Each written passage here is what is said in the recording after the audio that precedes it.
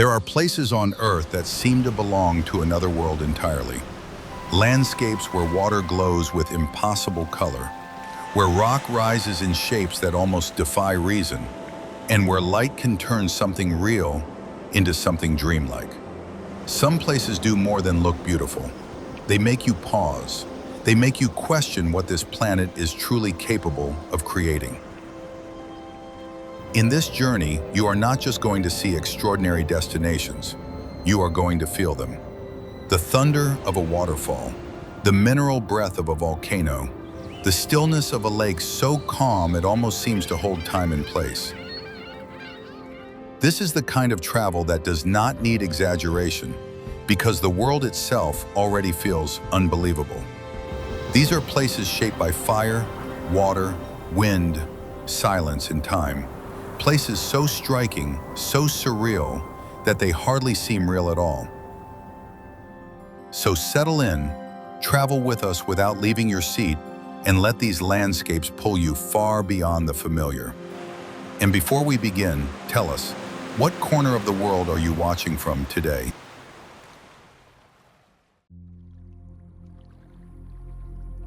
Navagio Beach, Greece. Some places feel unbelievable the moment they come into view, and Navagio Beach is one of them. A rusted shipwreck lies on a strip of white sand, enclosed by steep limestone cliffs, while the water below glows with that clear, electric blue the Mediterranean is famous for. On the island of Zakynthos, this small cove has become one of Greece's most iconic sites. But what makes it so memorable is not just the color or the setting. It is the way everything comes together at once: height, isolation, light, and the quiet shock of seeing a wrecked ship resting where no road can reach it.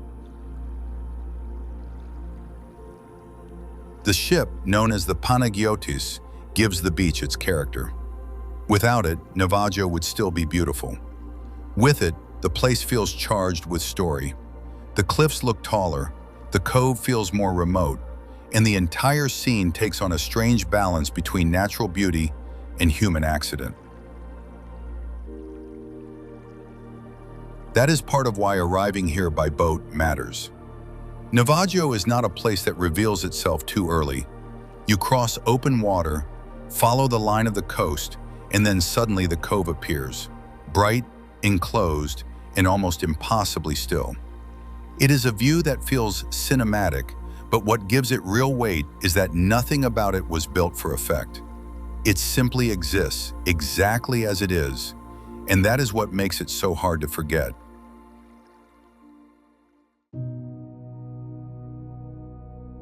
The 12 Apostles, Australia. Along Australia's Great Ocean Road, the land does not end gently, it breaks away. The cliffs drop hard into the Southern Ocean, and out beyond them stand the 12 Apostles, tall limestone stacks shaped over thousands of years by wind, surf, and time. What makes this coastline so powerful is its scale. These formations rise sharply from the water, some reaching well over 100 feet, with the open ocean stretching behind them in every direction. From the official lookouts, the view feels wide, exposed, and alive. Waves keep working at the base of the rock. Salt hangs in the air. Nothing here feels still for long. That constant movement is part of the experience. The Apostles are not monuments in the usual sense. They are changing, even now. The sea that made them is still wearing them down, which gives the landscape a rare kind of drama. You are not just looking at something beautiful, you are watching a coastline in the middle of becoming something else. Late in the day, the effect becomes even stronger. As the sun drops lower, the limestone warms into gold and amber, while the water turns darker and heavier beneath it. It is one of those places that feels immediately cinematic, but its real impact comes from something simpler: raw exposure, deep time, and the reminder that nature does not stop shaping the world just because we have arrived to look at it.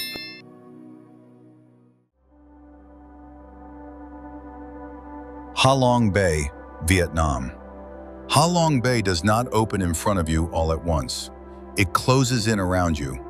In northeastern Vietnam, thousands of limestone islands rise straight out of emerald water, turning the bay into something that feels less like open sea and more like a flooded world of stone. The formations do not sit quietly on the horizon.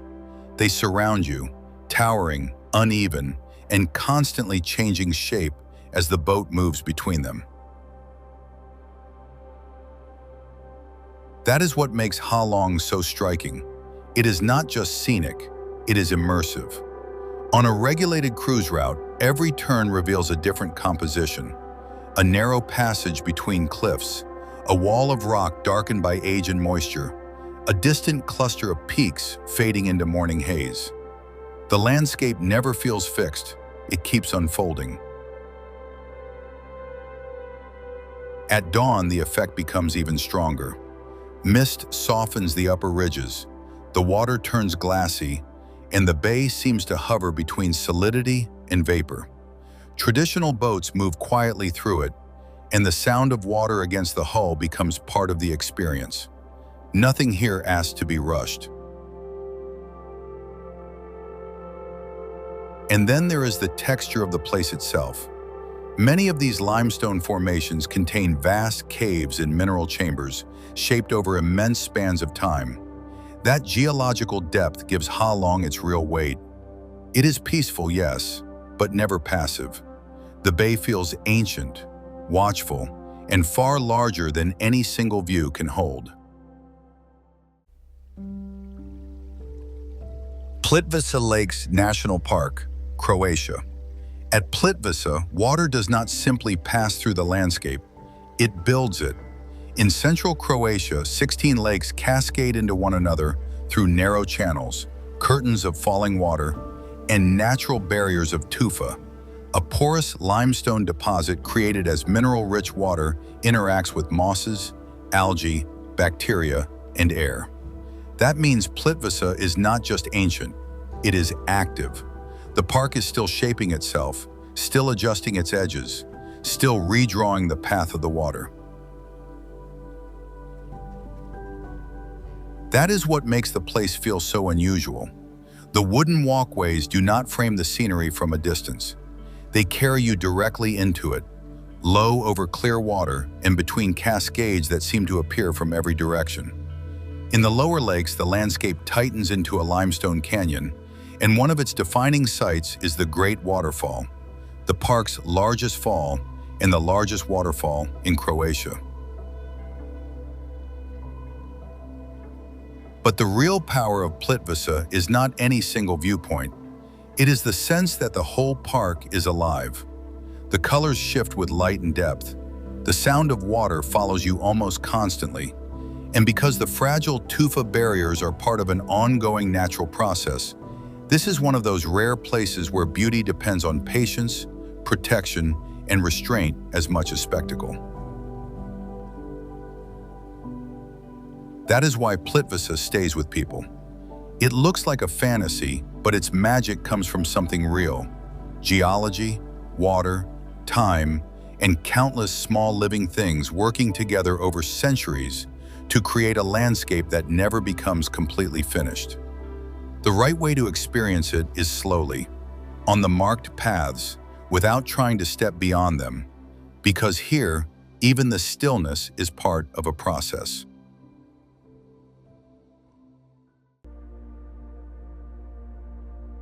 Skógafoss, Iceland. You do not really look at Skógafoss first, you feel it. Before your eyes settle on the shape of the falls, you hear the impact and sense the spray moving through the air. Then the whole thing comes into focus. A near-perfect wall of water, about 60 meters high and roughly 25 meters wide, dropping cleanly over a cliff that once marked Iceland's Atlantic coastline. That is part of what makes Skógafoss so memorable. It is not delicate, it is not complicated.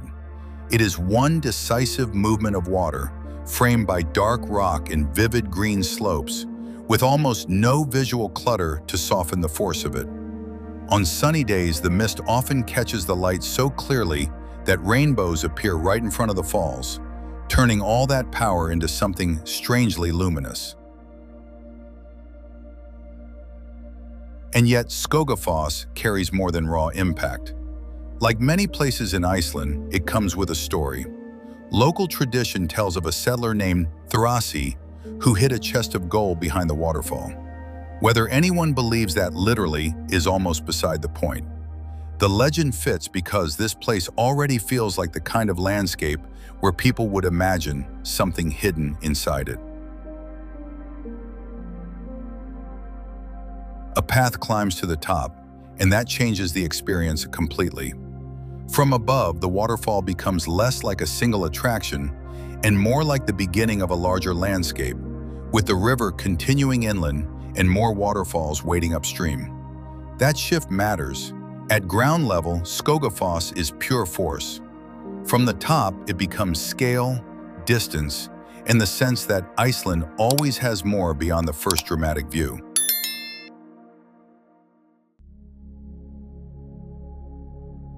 The Dolomites, Italy. The Dolomites do not look worn down by time, they look sharpened by it. In northeastern Italy, these mountains rise in pale walls, towers, and jagged spires that feel almost too dramatic to belong to the same world as the soft meadows and villages below. UNESCO describes the Dolomites as a series of highly distinctive mountain landscapes of exceptional natural beauty, with pale-colored peaks, ravines, plateaus, and some rock faces that rise more than 1,500 meters. What gives them their strange visual power is the rock itself. The Dolomites were once part of an ancient tropical sea, formed from shells, coral, and algae long before these peaks ever stood above the land. That geological history is one reason the mountains feel so unusual. They are not just beautiful alpine scenery, but the remains of an older world lifted into the sky. They are also known as the Pale Mountains, and at sunrise or sunset, they can shift into pink, orange, and fiery red in the phenomenon known as enrosadera. It is one of those effects that sounds exaggerated until you see it for yourself. The stone seems to hold light differently, as if the mountains are glowing from within rather than simply reflecting the sun. That is why the Dolomites stay with people. They offer scale but also contrast, vertical cliffs above quiet pastures, ancient geology above human settlements, harsh stone beside a kind of calm order that feels distinctly Italian. On screen, they are undeniably cinematic. In person, what makes them unforgettable is something more solid. The sense that beauty here was not arranged. It was built slowly, violently, and over immense spans of time.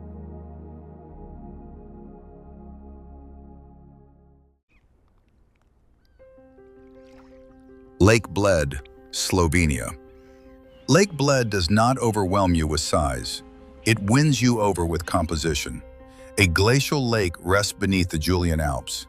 In the middle of it, a small island rises from the water, with a church tower lifting above the trees. Nearby, Bled Castle stands on a cliff, watching over the entire scene. It is the kind of landscape that seems almost arranged by design, except it wasn't. The lake was shaped by both glacial and tectonic forces, and at its center sits what is often described as Slovenia's only natural island. What makes Bled memorable is its balance. Nothing here feels excessive. The water is calm, the scale is intimate, and the landmarks fall into place with unusual clarity. Island, church, castle, mountains. That is why the setting works so well on screen, but also why it stays with people in person. You are not looking at spectacle or visual chaos. You are looking at a landscape where every feature seems to belong exactly where it is. Then there is the human ritual woven into the view. Visitors cross the lake in the traditional Plitvice boat, a local craft that has been part of Bled for centuries. On the island, they climb the 99 steps to the Church of the Mother of God and ring the wishing bell. Above it all, Bled Castle reaches back to the early 11th century, making it the oldest castle in Slovenia. Those details matter because they give Lake Bled more than beauty. They give it continuity. That is the real strength of Lake Bled. It feels peaceful, but never empty, romantic, but never artificial. The lake can be walked in just a few miles, and even that says something about the place. Bled is grand enough to feel iconic, yet small enough to feel personal. It does not just look like a fairy tale. It feels inhabitable, tangible, and real.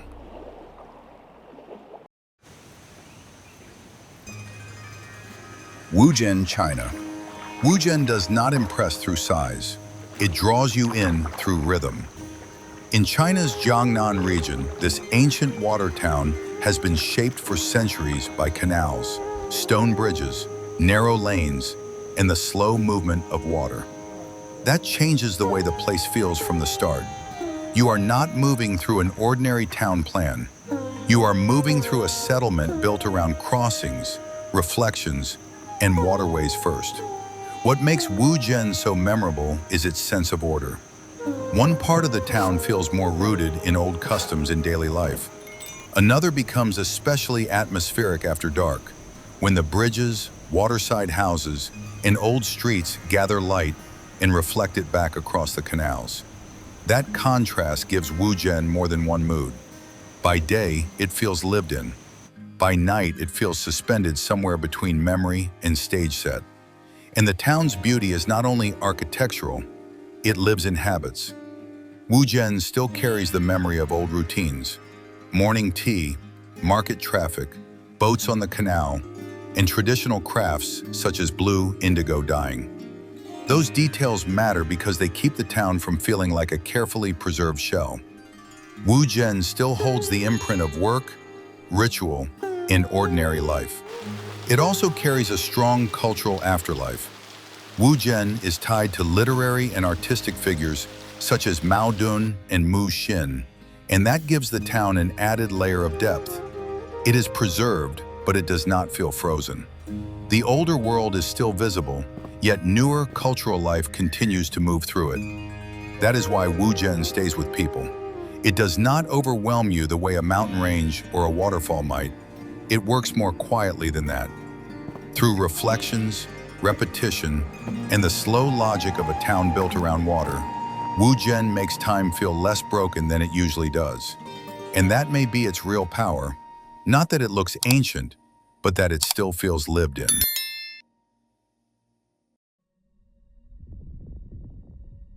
Mount Bromo, Indonesia. Mount Bromo does not rise out of forest or farmland. It rises out of ash. In East Java, the volcano stands inside the vast Tengger caldera, surrounded by a stark volcanic plain known as the Sea of Sand. Bromo itself reaches about 2,392 meters above sea level. And while it is not Indonesia's tallest volcano, its setting makes it one of the most visually arresting. An active crater smoking in the middle of an ancient volcanic basin, with the larger Bromo Tengger Semeru landscape stretching across roughly 800 square kilometers. What makes Bromo so powerful on screen is the way the whole landscape reads at once. There is the crater exhaling white smoke, the dark cone of Mount Batak beside it, and beyond them the wider volcanic world that still feels raw, exposed, and unfinished. This is not the kind of mountain that impresses through height alone. It works through contrast, ash and light, emptiness and motion, silence and eruption. It looks almost unreal, but nothing about it was designed for effect.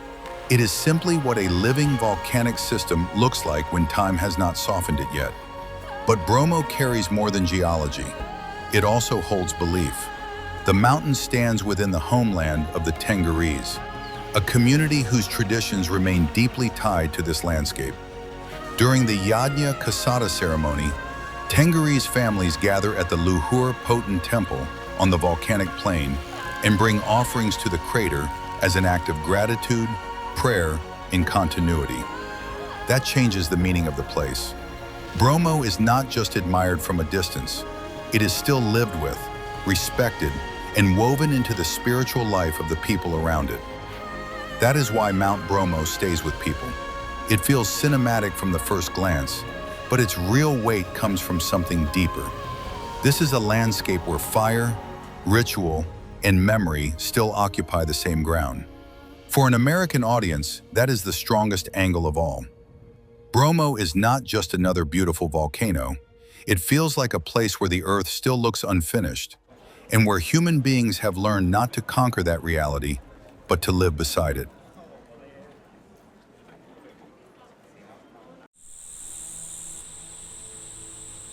Chocolate Hills, Philippines. The first thing that makes the Chocolate Hills so strange is their repetition. Hill after hill rises from the heart of Bohol in almost the same rounded shape, as if the landscape had been drawn by one steady hand and repeated across the island. From a distance, they can look almost man-made, but they are entirely natural. An unusual karst landscape formed from ancient limestone that began as coral reef deposits millions of years ago, then slowly changed through uplift, rain, and erosion. That is what gives this place its real power. The Chocolate Hills are not dramatic in the way a volcano or a cliffline is dramatic. They work through pattern, scale, and improbability. There are well over 1,000 of them spread across the region, and because they are so similar in form, the eye keeps searching for an explanation it can never quite settle on. In the dry season, the grass covering them turns brown, which is where the name comes from.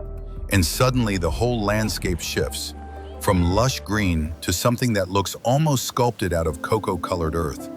What makes the Chocolate Hills so memorable is that they feel less like a single landmark and more like a geological illusion. You are not looking at one perfect formation. You are looking at an entire field of them, repeating into the distance with a precision that seems almost unreal. From the viewing deck in Carmen, reached by a long stair climb, the effect becomes unmistakable. The hills do not just sit on the horizon, they take it over. And that is why this landscape stays with people. It is quiet, almost modest at first glance, yet deeply unsettling in the best possible way. The Chocolate Hills do not overwhelm you with height or violence. They do something rarer than that. They make the earth look as if it briefly followed a different set of rules.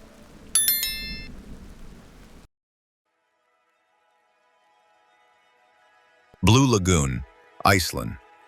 The Blue Lagoon does not feel ancient. It feels accidental in the most beautiful way. Set in a black lava field on Iceland's Reykjanes Peninsula, the lagoon looks almost unreal at first glance. Milky blue water, white mineral edges, and dark volcanic rock that makes every color seem brighter than it should. What gives the place its real intrigue is that it is not a natural lake in the usual sense. The lagoon formed in the early 1980s beside the Svartsengi geothermal power plant, when mineral-rich geothermal seawater did not drain back through the lava the way engineers expected. Today it sits within the Reykjanes UNESCO Global Geopark, which only adds to the feeling that this is a landscape shaped by deep forces still close to the surface. And the water itself is the reason people remember it.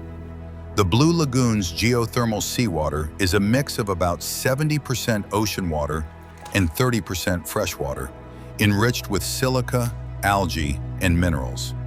That silica is what gives the lagoon its luminous blue color and the white mud along its edges.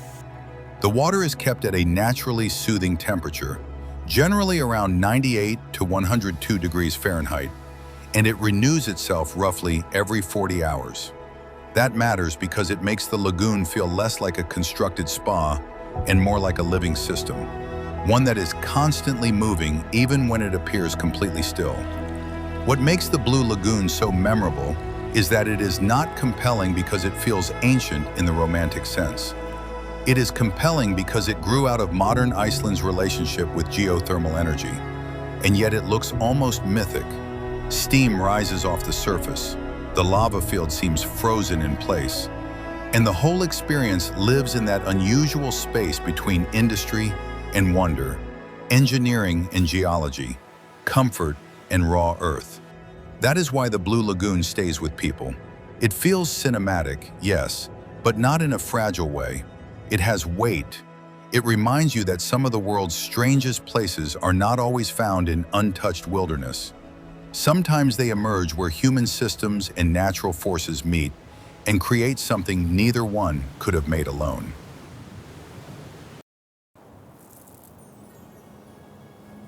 Shiprock, United States. There are places in the American West that feel large. Shiprock feels solitary. Rising from the high desert of northwestern New Mexico, this isolated monolith stands about 1,400 feet above the surrounding plain. The exposed core of an ancient volcano after the rest of the mountain was stripped away by time. Stone dikes radiate outward from the formation, making it look less like a hill and more like the hardened remains of something that once forced its way up from deep underground. But Shiprock is not only a geological landmark.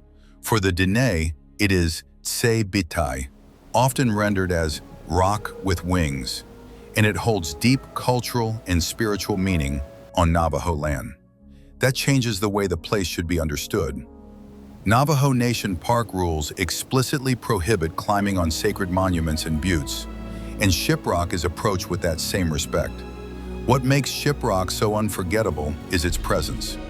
The desert around it is spare, the sky is wide, and the rock does almost all the work. From certain angles, it really does resemble a ship under sail, which is part of how it received its English name. Yet the closer you look, the less it feels like a metaphor, and the more it feels like a force, something abrupt, severe, and almost impossible in its isolation. It is no surprise that the National Park Service recognized it as a national natural landmark. That is why Shiprock stays with people. It is not lush. It is not welcoming in the usual sense. It stands alone, exposed to weather, distance, and silence. And that is exactly where its power comes from. In a video filled with surreal places, Shiprock offers a different kind of wonder. Not fantasy, but authority. The feeling that one piece of land can still dominate everything around it.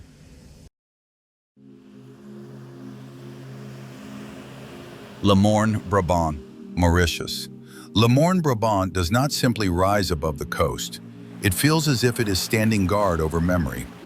On the southwestern edge of Mauritius, the mountain juts into the Indian Ocean with a presence that is both beautiful and severe.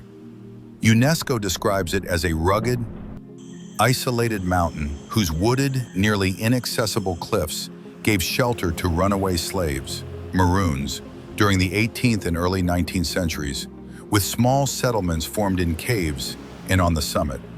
That history changes the way the landscape lands on you.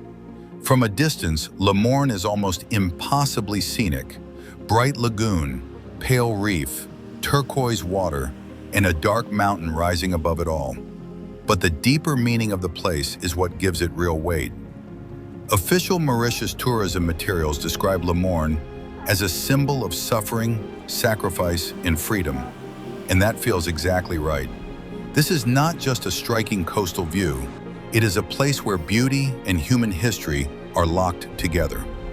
And then there is the image that makes the peninsula feel almost unreal from the air, the famous underwater waterfall.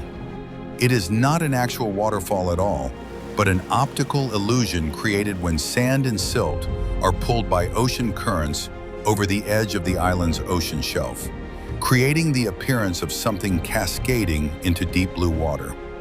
That illusion, seen off the coast of Morne, adds one more layer to a place that already seems shaped to challenge belief.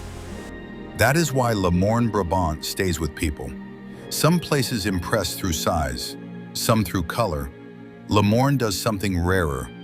It gives you grandeur at first glance, then leaves you with something heavier and more lasting. The sense that one landscape can carry both natural wonder and the memory of resistance in the very same silhouette.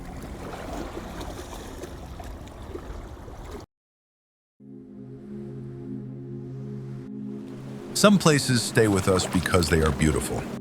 Others stay with us because they change our sense of scale. They remind us that the world can still feel larger, stranger, and more extraordinary than we expect. Not imagined, not exaggerated, just real, and somehow bigger than reality itself.